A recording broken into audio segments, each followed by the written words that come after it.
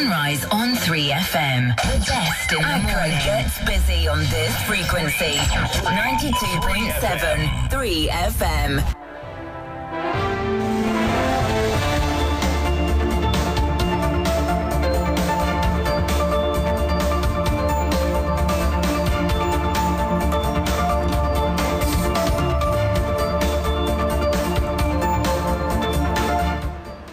It's 6 o'clock. Hello, good morning, and welcome to the news on 3FM 92.7. My name is Noble Crosby Annan. We're live also on all our social media platforms at 3FM 927. Coming up this morning, governance expert backs government's directive barring ministers from announcing major policies without cabinet approval. Also, PTA Council says teaching in local language at lower primary is not new, rather blames teachers for abandoning the policy. Plus, security analyst doubts gun amnesty success, says state lacks data on illegal weapons. We have details of these stories and more coming to you shortly. Please stay with us.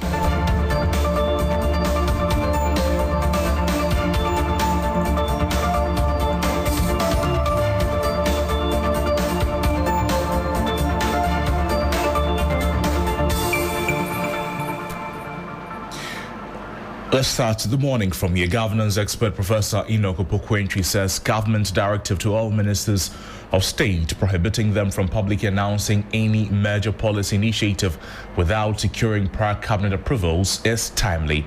According to him, too many unofficial personal initiatives by ministers are being presented to the public as government policy, which can create problems for cabinet. He explains that only policies debated and approved by cabinet carry the necessary legal and moral weight, unlike individual ministerial opinions. That policy comes to me as timely because there are a lot of individual initiatives touted as policies being flaunted out there in the public domain that could be a news to the cabinet. So let's say one ministry, somebody says that, I'm just giving an example, that you cannot have long hair in education. And then there are other people thinking about, what about somebody with a natural long hair or somebody who is dreadlock and don't want to cut it? So if that policy is coming from cabinet, that means that all protocols have been observed. They have looked at all the pros and the cons. Cabinets have really debated it, and then they have approved it. That has more weight than the individual minister thinking about something and saying that because of what I believe, this is how it should be. But Thomas Fuller said something that is important. He said, where necessity pinches, boldness is prudence. So it is necessary to make some decisions, but the boldness of that decision, which makes it prudent as a virtue. Professor Enoch Opokwentry speaking there. And now, the National Council of PTAs says the policy to teach children in their local language at the early stages is not new and has always been the accepted approach in schools. They say the minister likely repeated it because some teachers are abandoning the use of the language in lower primary, which they describe as unfortunate since it weakens children's foundation for learning English later. Gabson Kofi Raphael is the General Secretary of the National Council of Parent-Teacher Association. To be very honest with you, it's not new. This is something that has been with us. And as practitioners in education and also as parents, we are aware that every child is raised from the home, and both the home and the school environment must come together to give the child the best of educational opportunities. And for that matter, the policy directive has always been that we teach the child from known to unknown. So you teach him with the language, the local language, or the language within the environment of the child, so that the child can be able to navigate from his local dialect and gradually integrate into the English language. So you start from the KG level to the lower level, that is lower primary, KG to primary 3. You teach the child gradually from the local languages within his environment. and use those local languages to be able to add up to whatever you have in the English language, be able to make sure the child is able to understand the concepts that we teach the child in both the home and then the school. So that has been the policy position. As to whatever the reason why the minister came up to re-echo it, whether it is for a reason that maybe we are gradually losing the grasp of that particular, the L1, and we gradually are teaching, because he made an analogy that in a place in Kumasi or in Shanti region or somewhere, the teacher kept on teaching in English language at the lower levels at the expense of the L1. And the children referred to each other as Moving on to some other stories this morning, security analyst Victor Doke says he has little confidence in the planned gun amnesty because the state has no reliable data on locally made weapons or how many illegal guns are already in circulation. He argues that government should first clean up the register of expired legal gun licenses and then target conflict-prone areas with focused amnesty before rolling out a national program.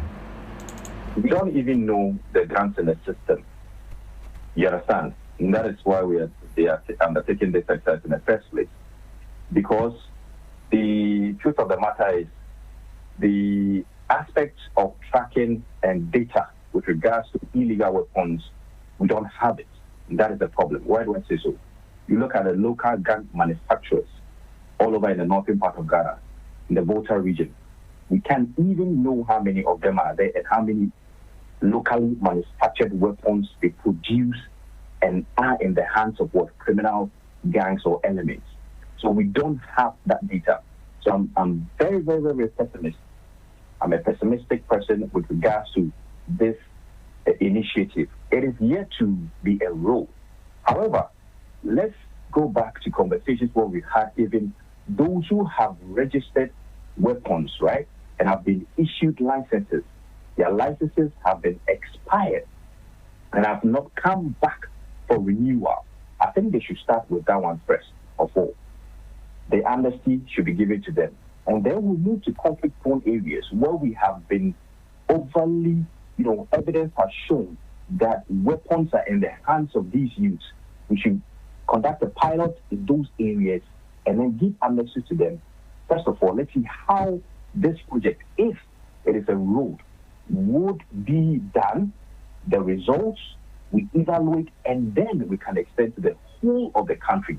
And as it is now, people have come to understand and have some sort of love for weapons and carrying it for various reasons, including self-defense. Security analyst Victor Doke speaking there.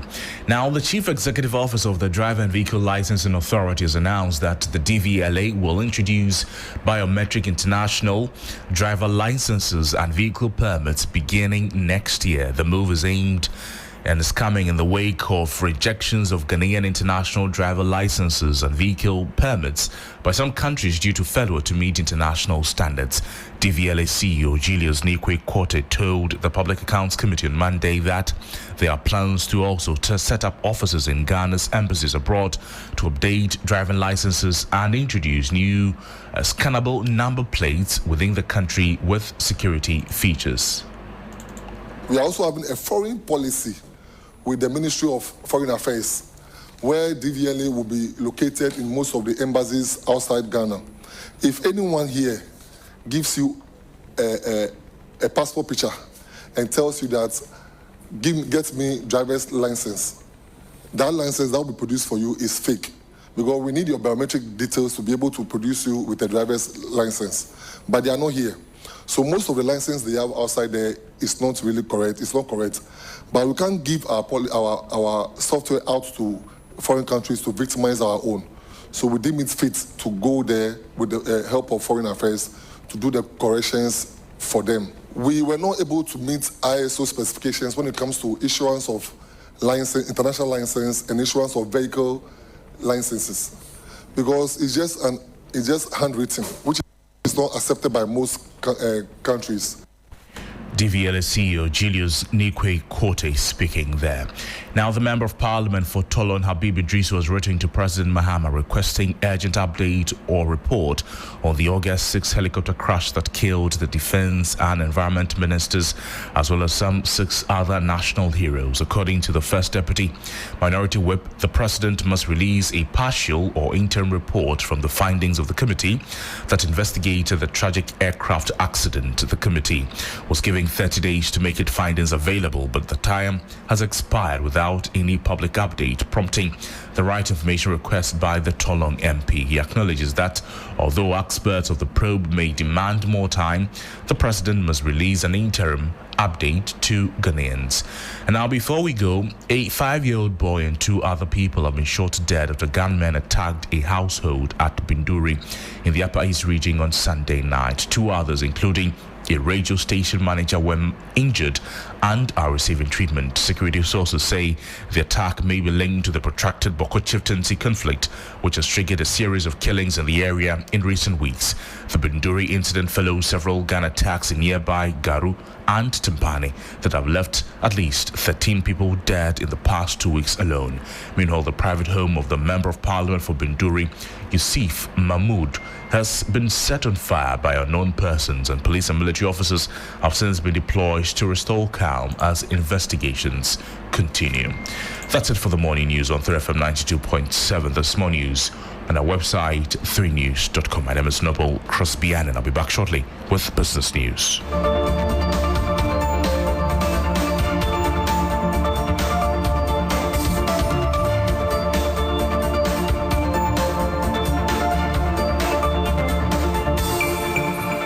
The best in the morning is on 92.7. Sunrise on 3FM. Sunrise on 3FM. The best in the morning.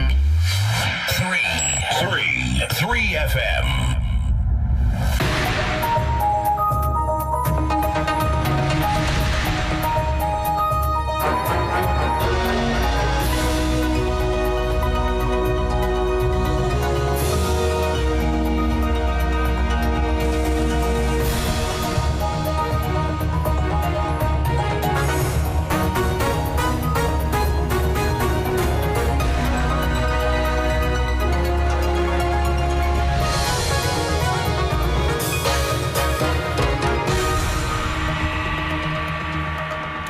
Hello again. Welcome to the business segments on Sunrise on 3FM 92.7. I'm Noble Crosby Annan. Coming up this morning, the Chamber of Oil Marketing Companies project up to 4% reduction in fuel prices, while Consumer Chamber asks for more.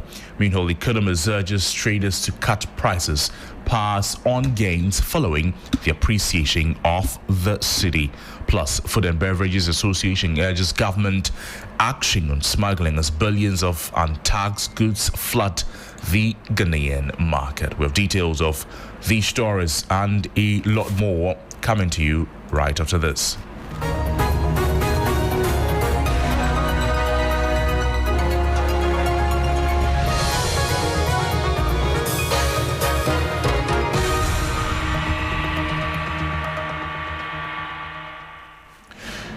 Welcome. Now, fuel prices in Ghana may drop by as much as 4% in the coming days. That's according to the Chamber of Oil Marketing Companies, which attributes the expected decline to the recent appreciation of the cedi against the US dollar, as well as marginal drop in global crude oil prices. Prices at the pumps had surged earlier this month following a sharp depreciation of the cedi, but the trend began to reverse mid-month, with the local currency now trading around 10 cedis 70 pesos to the dollar, down from over 12 cedis 50 pesos at the start of October. You should see a 3% decrease in petrol, 4% decrease in diesel, and 1.2% decrease in LPG. But at the same time, if you're talking about the credits, kind of customers, you might not be able to see that same dimension, but rather a bit lower in terms of decrease. Fuel price reviews are typically influenced by global oil benchmarks, forex movements, and local taxes. Industry watchers say sustained currency stability will be key to maintaining lower prices at the pumps. We expect more. In as much as the numbers are pointing to 2-3%, we expect more, especially when, like Dr. Sarkodie indicated, when you have the currency performing so strong, the expectation would be that prices would respond or correspond. Unfortunately, the reasons are often given why we are not getting so much when we should be getting a lot more. But at this point, if they could do 5% across board, I'm sure Ghanaians will find that significant. That was a report on Chamber of Oil Marketing Companies projecting up to 4% reduction in fuel prices, while Consumer Chamber asks for more. Meanwhile, the Executive Director of the Center for Policy Scrutiny, Dr. Duosu Sarkodie, has urged traders to reduce prices in line with the recent appreciation of the Ghanaian cedi against the US dollar. He said the adjustment is essential for consumers to benefit from the currency gains and experience a corresponding drop in the cost of goods and services. All other factors are doing well, external factors are sound. So it's good for our economy, lower inflation, a lower cost of living. We just hope that, people will not take advantage of the situation, because we've seen how when the cedi depreciates, then quickly people will increase their prices. But as we said, prices are sticky downwards. And so when there's appreciation, instead of them responding, then they give you reasons why they cannot respond. But when the cedi depreciates, there's only one reason to increase the price. But when there's appreciation, they give you several reasons why they cannot reduce the price. But we just hope that businesses will respond so that in the end, you and I, when we go to the market, we can afford or we can purchase these items at a relatively lower price. So it's good for us as Ghanaians. Economist Dr. Duosu Sarkodie speaking there. The Food and Beverages Association of Ghana has issued an urgent public appeal to the government, warning that the escalating crisis of smuggling across Ghana's borders is causing the nation to lose billions of cedis in revenue each month. Executive Chairman of FABAG, Reverend John Awuni, drew attention to the alarming levels of illicit trade, which is flooding the market with untaxed and often substandard commodities like rice, cooking oil, sugar, alcoholic beverages, and textiles. FABAG estimates that Ghana is losing hundreds of millions of cedis every week due to unmonitored smuggling activities at both official and unofficial entry points. This is a very worrying phenomenon. This is very, very alarming. It's a crisis situation for legitimate businesses in this country. All manner of commodities are coming through the borders of Togo, particularly, be it rice, sugar, cooking oil, and other many products are coming through the country. And the government indeed is losing an average of about 300 million Ghana cedis per month through these activities. FABAG called on the Ministry of Finance and all relevant authorities to take immediate and decisive action. Specifically, they appeal to the custom divisions of the Ghana Revenue Authority, the Ministry of Trade and Industry, and national security agencies to help. The phenomenon is becoming so critical that the government needs to rise up and then work on this. They need to look at ways about which these borders can be blocked. They need to look at ways by which they can ensure that these criminals who are being emboldened by the day are nabbed and their businesses are stopped, so as to save employment and save the massive revenue that the government is losing by the day through these illegal activities. The association stressed that the issue is not just economic, but a matter of national security and survival that jeopardizes Ghana's industrial base. There was a report on the Food and Beverages Association urging government action on smuggling as billions of untaxed goods flood the Ghanaian market. Now, the Center for Environmental Management and Sustainable Energy has strongly commended government of Ghana under President John Dramani Mahama for its renewed and vigorous commitment to enforcing axle load regulations. Now, the group views the initiative not just as a regulatory measure, but as a crucial cornerstone for public safety, fiscal responsibility, and national development. For decades, Ghana's critical road network has suffered premature deterioration due to persistent overloading by heavy goods vehicles. Executive Director at SEMSE, Benjamin Insia, highlighted the staggering economic burden caused by this non-compliance, citing research that shows the relationship between weight and road damage is exponential. For us to have a physical space where we could use efficient ways of constructing sustainable roads is by committing a lot of resources in enforcing the load regulation. And if the president comes out to say that he's going to enforce it by showing commitment, especially engaging stakeholders to ensure that it is effectively done, it is something that we must commend. While commending the first step, SEMSE urged government to sustain the momentum. All stakeholders from the ports, from Ghana Standard Authority, from road regulatory institutions, and from the TTOs, which is commercial transport operators, and also haulage operators, to abide or support the president in realizing these dreams so that our roads will last for us, because such wastage cannot continue. And now let's take a look at how the city is faring against major trading currencies and how some key commodities are also faring on the global market. On the interbank foreign exchange markets, the dollar is selling at 10 cedis 80 pesos. It's recorded no price change. The British pound is selling at 14 cedis 40 pesos. It's gained 2 pesos. The euro is selling at 12 cedis 57 pesos. It's gained 3 pesos. However, be guided that these figures could be higher as the forex bureau near you. On the global commodities markets, Brent crude is trading at $65.92 per barrel. Gold is trading at $3,986.94 per ounce, down by $126. Cocoa is trading at $6,182 per ton, down by $137.